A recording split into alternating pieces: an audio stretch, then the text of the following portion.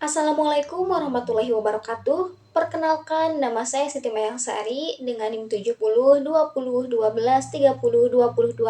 Nah, video kali ini saya buat untuk memenuhi tugas akhir mata kuliah komunikasi massa dosen pengampu Bapak Firman Taufikur Rahman, Esos MSI.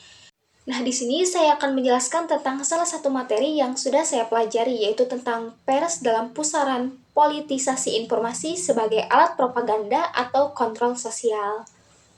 Nah, jadi apa sih itu politisasi informasi? Nah, sebelum kita masuk lebih dalam, kita kan perlu paham dulu nih apa itu politisasi informasi.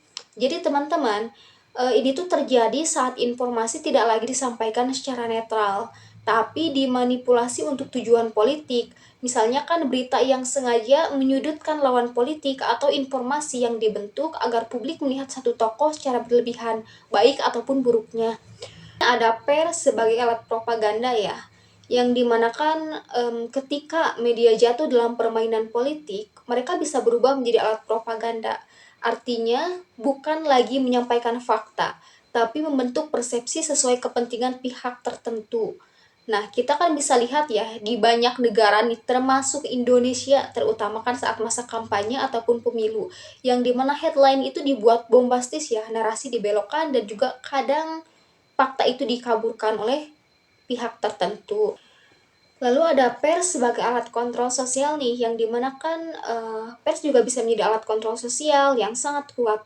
Lewat jurnalisme investigatif, media bisa membongkar skandal besar, membuka penyimpangan, dan menekan pejabat publik untuk bertanggung jawab nih. Dalam fungsi ini, pers itu bukan hanya sekedar penyampai berita ya, tapi juga pengawal moral dan pengawas kekuasaan.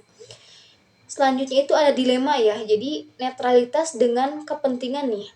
Jadi pers harusnya kan netral, tapi dalam praktiknya saat ini tidak selalu bisa kan. Banyak media dimiliki oleh elit politik atau konglomerat, yang dimana ini menimbulkan konflik kepentingan karena arah redaksional bisa dipengaruhi oleh siapa yang membayar.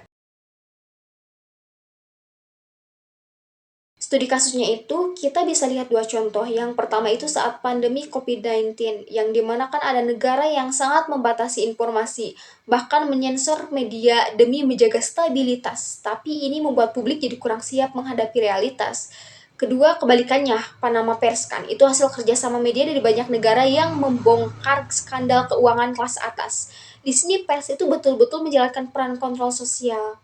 Nah, dampak politisasi pers selanjutnya nih. Kalau pers dipolitisasi terus-menerus, dampak besarnya apa? Yang pertama itu kepercayaan publik turun ya, yang dimana kan kita jadi bingung nih, mana berita yang benar dan juga mana yang bohong.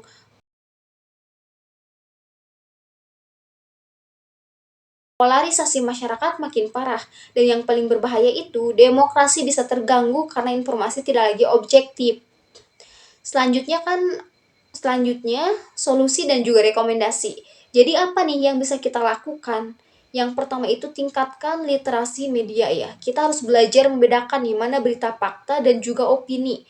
Kedua, dorong transparansi kepemilikan media. Ketiga, dukung media independen. Dan terakhir, negara perlu punya regulasi. Tapi jangan sampai nih membungkam kebebasan pers seperti sekarang. Selanjutnya, kesimpulan. Nah, jadi teman-teman, pers itu berada di tengah tarik-menarik nih antara idealisme jurnalistik dan juga kepentingan kekuasaan, yang dimana kan si pers ini bisa menjadi alat propaganda yang membahayakan demokrasi, atau sebaliknya ya, bisa menjadi alat kontrol sosial yang menyelamatkan publik dari kesewenang-wenangan. Nah, yang menentukan adalah integritas jurnalisnya ya, regulasi yang adil, dan kesadaran masyarakat dalam mengonsumsi informasi tertentu. Nah, jika mungkin masyarakatnya terlalu fanatik ataupun masyarakatnya terlalu terbawa emosi saat membaca satu artikel ataupun melihat satu berita tanpa ingin mencari tahu nih kebenaran tentang berita tersebut, kan rakyat Indonesia itu paling mudah didoktrin ya, ataupun mungkin paling mudah dibawa emosinya itu. Jadi media kan tentu saja ya bisa menyebarkan hoax ataupun juga bisa menyebarkan hal-hal yang tidak benar.